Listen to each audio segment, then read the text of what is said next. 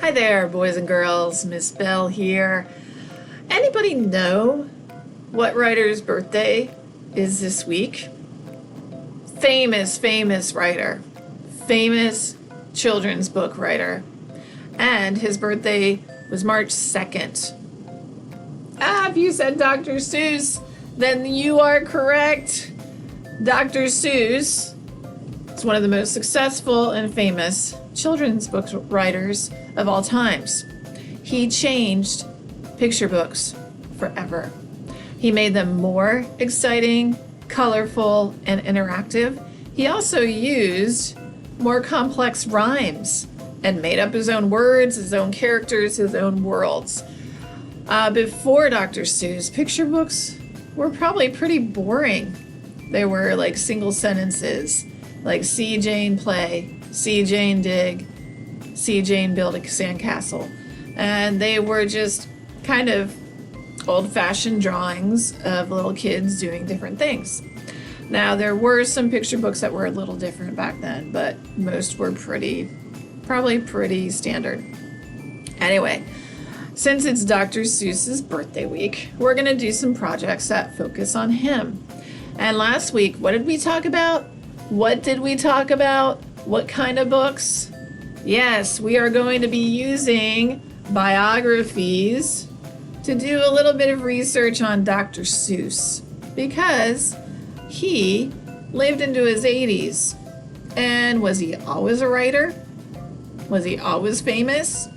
We're going to try to find out what Dr. Seuss was like as a kid, what he was like as a teenager or young adult, and what he did before he became a famous writer and illustrator of children's books. Okay?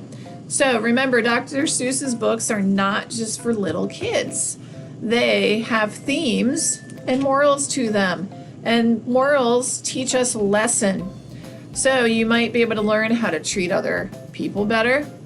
You might be able to learn how to treat the environment and the ecosystem that's around us. You might even be able to learn how to be more kind and understanding of other people who are different or have different beliefs. So we're going to do our project, our biography project. We're actually going to be using Udlibsearch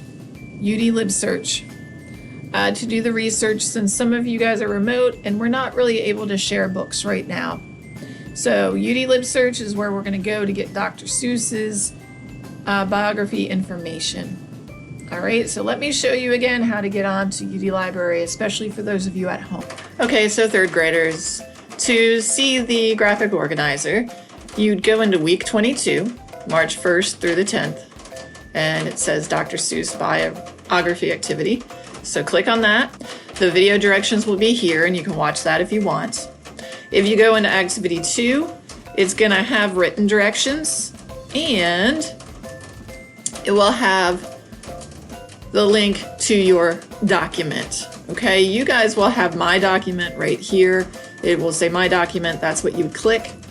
And remember that if you use Udlibsearch at home, you need the password and username if you haven't been there yet. So Udlibsearch would be the username. Home access is the password. Remember, it has to be all lower cases, no space. Okay? So I'm going to click on this just to show you the graphic organizer. So when you're visiting UD Library and PebbleGo Biographies on Dr. Seuss, you'll be looking for the answers to these questions. First, you'll put your name and the date up here, okay? And then you're gonna type out the year he was born, type out his real name, which is in there, and then early life. Write down if he went to high school and college or not. Then write down what his first job was, where he made some money, because it was not writing books. And then over here in life's work, his first book was written in what year. So it does tell you in life's work what year his first book was written. Cat in the Hat was written in what year? You'll find that. What were his books like? So tell me what they had in them that made them different. And how many books did he write in total? Because it does give you a number. And then in later years and contributions, what were some of his books made into? Did he win awards? And then the date of his death. And if it just says the year, that's all you need to put. And then you're going to use the answers to these questions to go to the next activity. You'll get to use your organizer to play this game here. And guess what? It's a Kahoot! What you'll do is you'll complete your organizer in activity 2 first, have your organizer open in another tab, and then you get to click on the blue link below to play and use your organizer to get the correct answers. So you get to play this Kahoot, and the answers will be on your organizer. So I want you to use that to do your best on the Kahoot. But do the organizer first, guys and girls. I will be able to see if you do it. You're gonna get credit as a grade if you do it. But if you do see me in person this week, please don't play the Kahoot until you see me in person, all right? So make sure you don't play it and everything before you do your organizer or before you see me in person, because certain classes will see me in person and certain classes will not, of course. So that's what you're doing this week. It's gonna be fun. And I'll also post a read aloud and another activity if you want to do that too.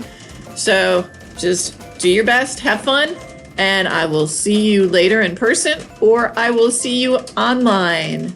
Bye.